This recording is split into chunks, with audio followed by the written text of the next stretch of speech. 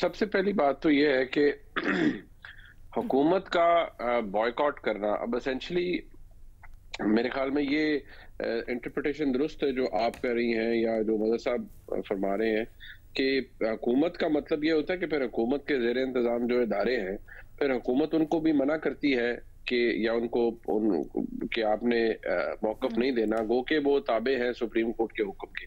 अगर supreme court से उनसे अगर तो उनको बुलाया है सेक्रेटरी दिफा, जो मुझे लगता है बुलाया है सेक्रेटरी दिफा को भी, मेरा ख्याल है नोटिस किया, मंडे के लिए नोटिस किया। बुलाया, अगर बुलाया है तो वो तो हुक्म है और अगर वो नहीं जाएंगे तो वो तो फिर कंटेम्प्ट के जुमरे में आ जाएगा। लेकिन मेरे ख्याल में हुकूमत ये कर सकती है कि अटॉर्नी जनरल को कह दे कि अटॉर्नी जनरल इस केस में मजीद मुआवनत नहीं करेंगे क्योंकि चीफ लॉ ऑफिसर तो वही है। वो मेंबरान, वो जो सेक्रेटरी साहबान है, मैंने पहले भी ये कहा था कि थ्रू सेक्रेटरी से बुलाया जाएगा। अगर आके वो अपना मौक़िफ़ पेश कर देते हैं तो ठीक है, अगर वो नहीं आएंगे तो वो तो कंटेम्प्ट की प्रोसीडिंग है।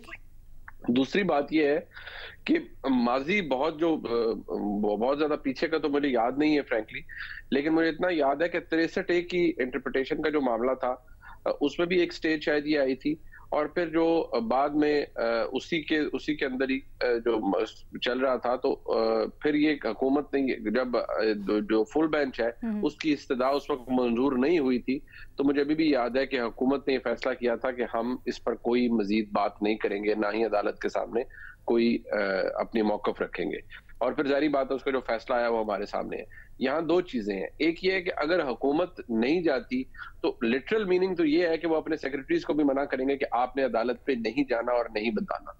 दूसरी सूरत ये हो सकती है कि सेक्रेटरी साहिबान जाएं और जो हुकूमत ने उन्हें बताया हुआ है, जो हुकूमत की पोजीशन है, वो जाके वो बता दें, लेकिन हुकूमत अटॉर्नी जनरल को उन प्रोसीडिंग से विड्रॉ कर ले कि अटॉर्नी जनरल इनमें मुआवनत नहीं करेंगे। याद रहे कि अभी बाकी जमातों ने जिन्होंने कहा है कि हमें इसके अंदर पार्टी बनाया जाए, मुझे लगता है कि अभी तक उनको इस मामले में दाखिल होने की इजाजत नहीं मिली है अदालत से।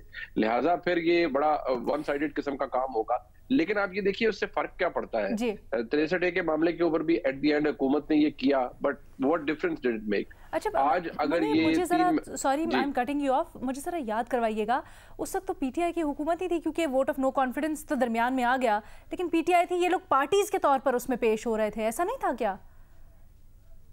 नहीं, 63A तो मैं अभी पीछे हुआ है ना जी, जब ये पंजाब के अंदर हमजा शहबाज की हुकूमत थी बनी और जब वो जो लोग जिन्होंने वोट दिए फ्लोर क्रॉसिंग, 63A का मामला तो उस वक्त इन्वोक हुआ ना सारा। उस वक्त तो वफाक के अंदर हुकूमत आ चुकी थी पीडीएम की और पंजाब के अंदर आपको पता है ले दे हो रही थी। उसी के नतीजे में तो फिर आगे परवेज इलाही साहब फिर वज़ीर आला बने और सब कुछ हुआ।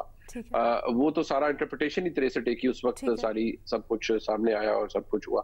तो अगर हम इस सारे को देखें तो वो उसका कोई मटेरियल डिफरेंस नहीं हुआ था। यहाँ पर भी हुकूमत के पास ये बात दुरुस्त है कि हुकूमत के पास कोई और चॉइस नहीं है। आप जाके ये वो हालात तो है नहीं कि आप सुप्रीम कोर्ट को जाके स्टॉर्म कर दें जो 1997 में हुआ था। लेकिन आज जो हालात हैं, बेशक बहुत से सवालात उठाए जा सकते हैं उमर अता बंदयाल साहब के कॉन्डक्ट के ऊपर बहसियत चीफ जस्टिस ऑफ पाकिस्तान के, वो गुरेजा हैं फुल कोर्ट बनाने से, और उनकी जो लॉजिक है या तुक है वो उनके साथ जो ब्रदर जजेस हैं, खासतौर पर दो मोअज़्ज़ज़ जज साहबान, वो ये कह रहे हैं कि आप उनका जो मुकालमा रिपोर्ट हुआ अटॉर्नी जनरल के साथ कि जनाब जस्टिस मुनीब अख्तर फरमाते हैं कि आप फुल कोर्ट की बात तो ऐसे कह रहे हैं जैसे कोई कैंडी होती है, यानी कोई टॉफी मांग रहे हैं।